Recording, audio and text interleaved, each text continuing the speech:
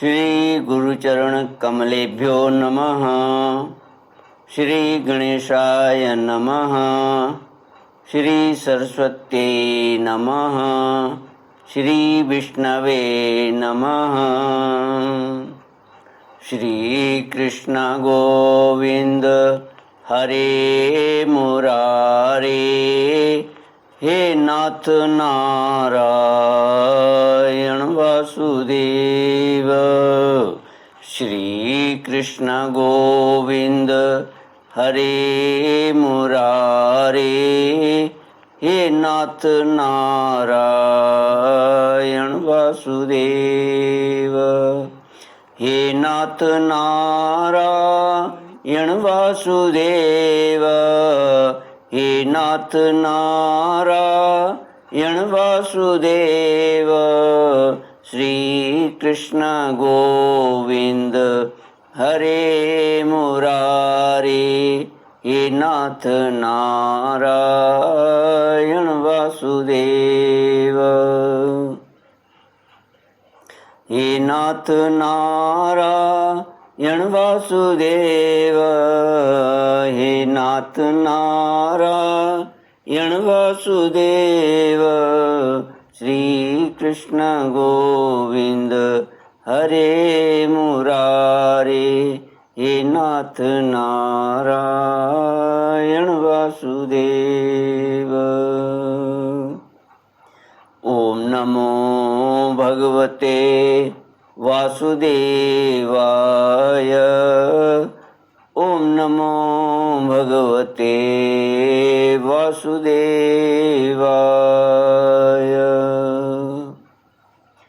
कृष्णाय वासुदेवाय हरये परमात्मने प्रणतक्लेशनाशाय गोविन्दाय नमो नमः। सच्चिदानन्दरूपाय विश्वोत्पत्त्यादिहेतवे तापत्रयविनाशाय श्रीकृष्णाय वयं नमः।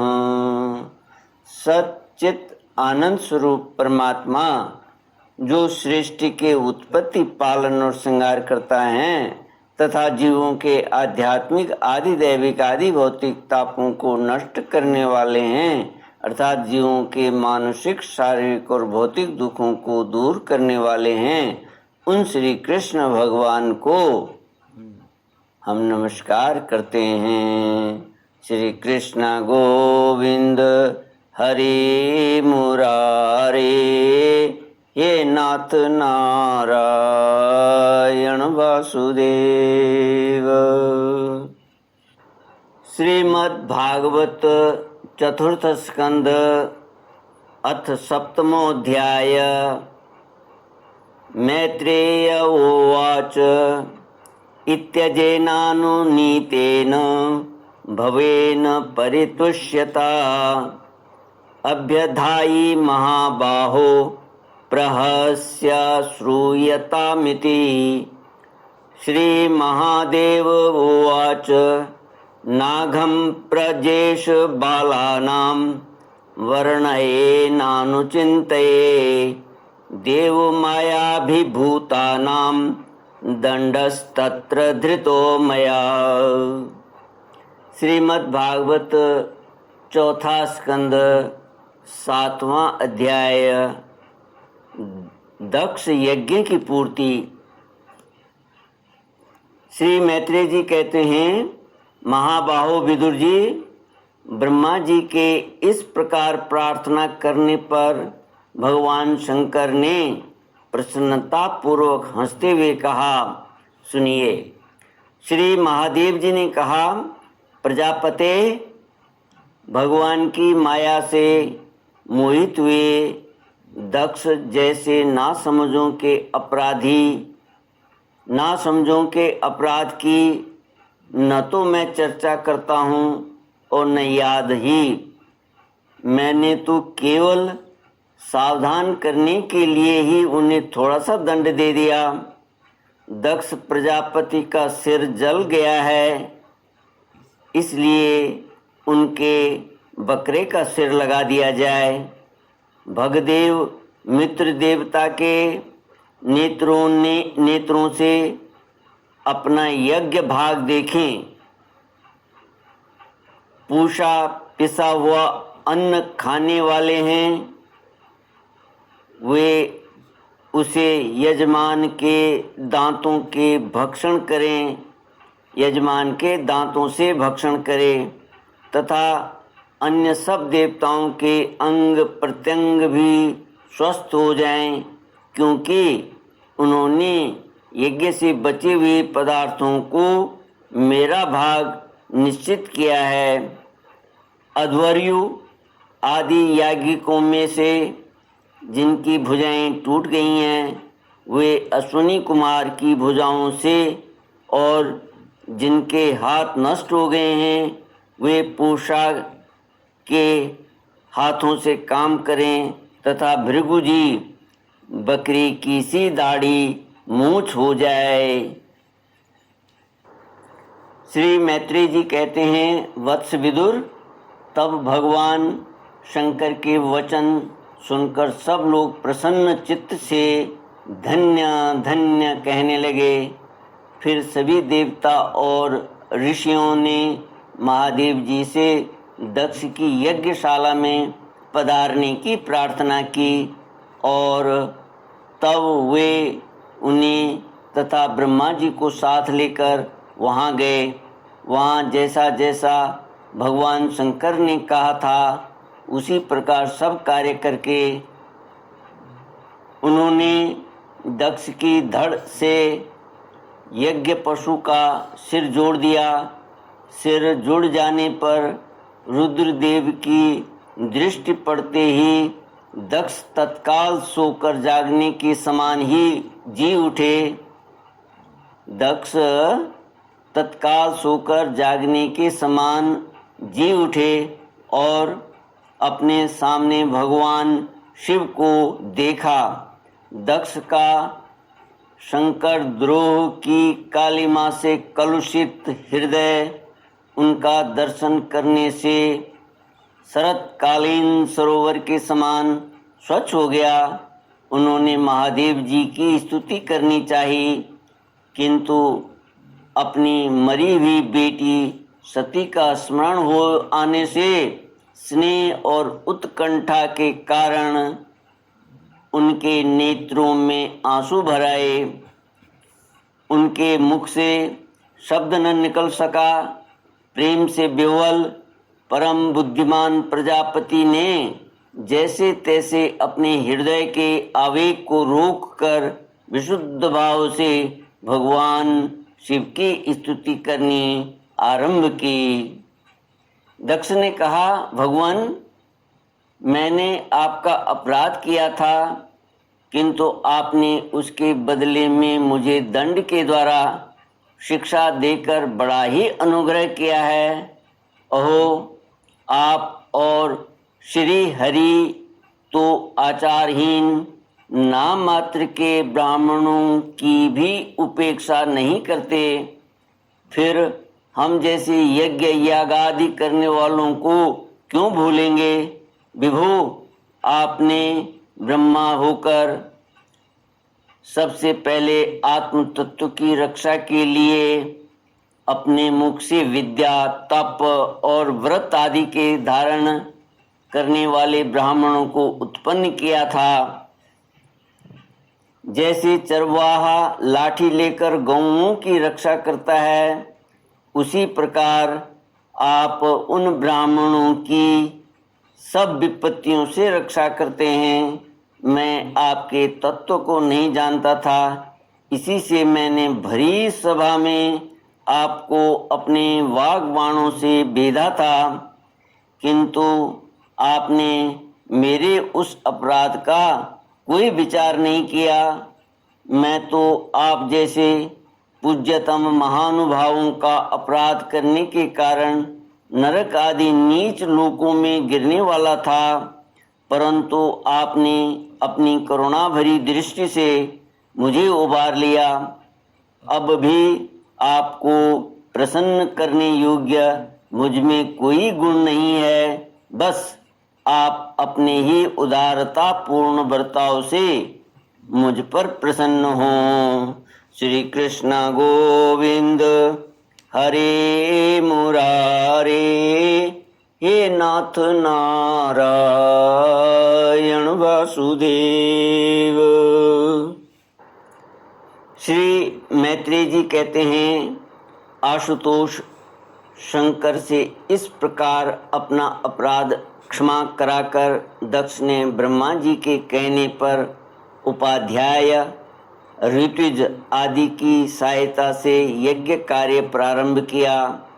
तब ब्राह्मणों ने यज्ञ संपन्न करने के उद्देश्य से रुद्रगण संबंधी भूत पिशाचों के संसर्ग जनित दोष की शांति के लिए 3 पात्रों में विष्णु भगवान के लिए तैयार किए हुए प्रोडाश नामक चरु का हवन किया।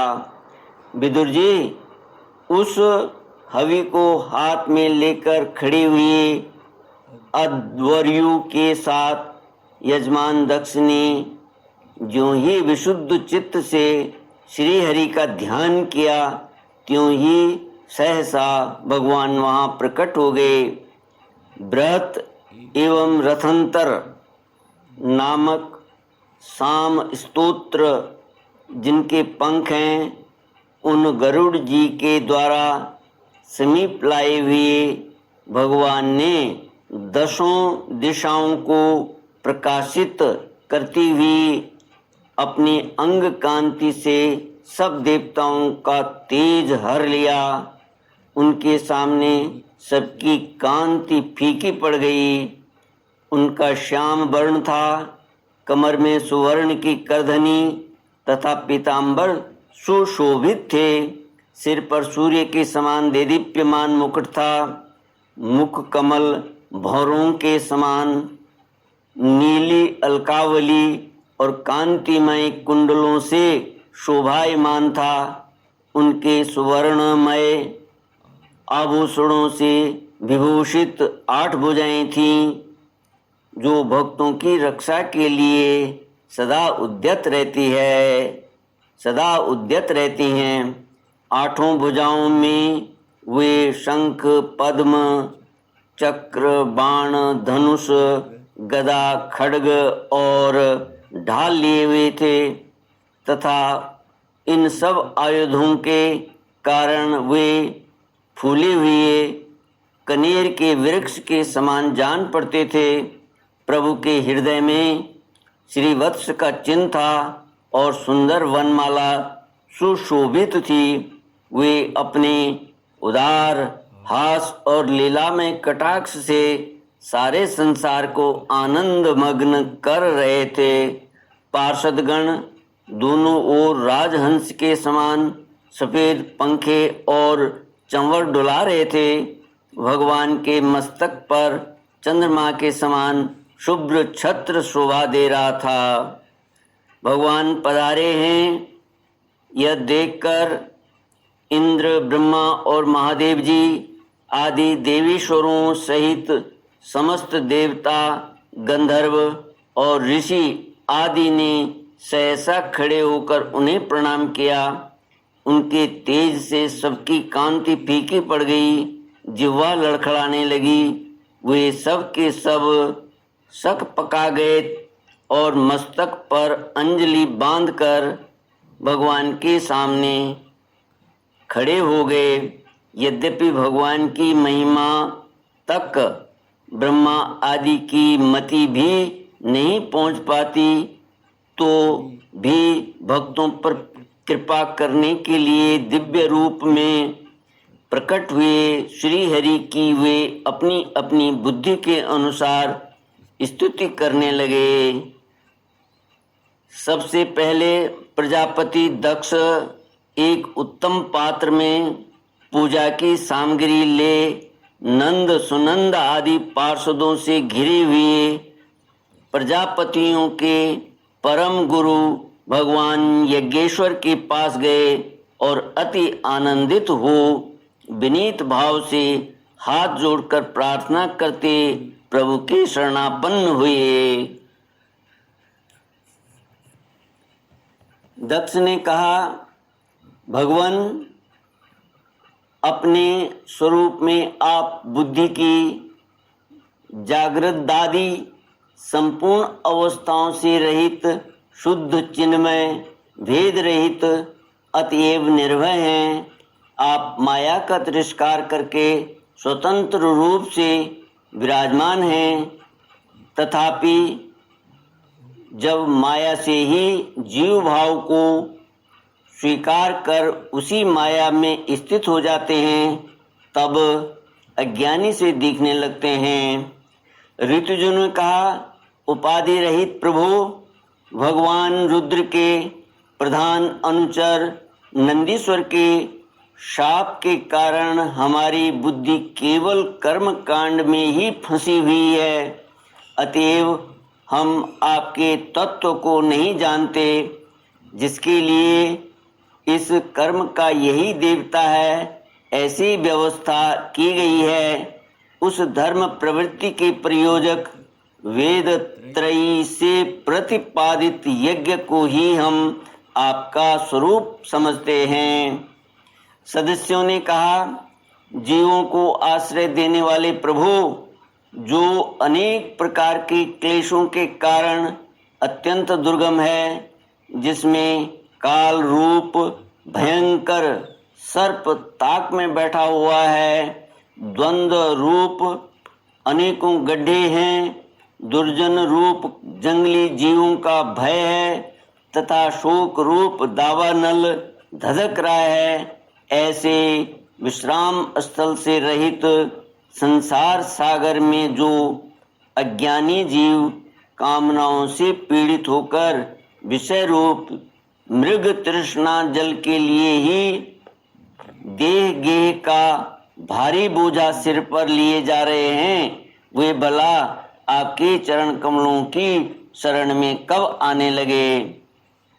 रुद्र ने कहा, वरदायक प्रभु, आपके उत्तम चरण इस संसार में सकाम पुरुषों को संपूर्ण पुरुषार्थों की प्राप्ति कराने वाले हैं, और जिन्हें किसी भी वस्तु की कामना नहीं है, वे निष्काम मुनिजन भी उनका आदर पूर्वक पूजन करते हैं।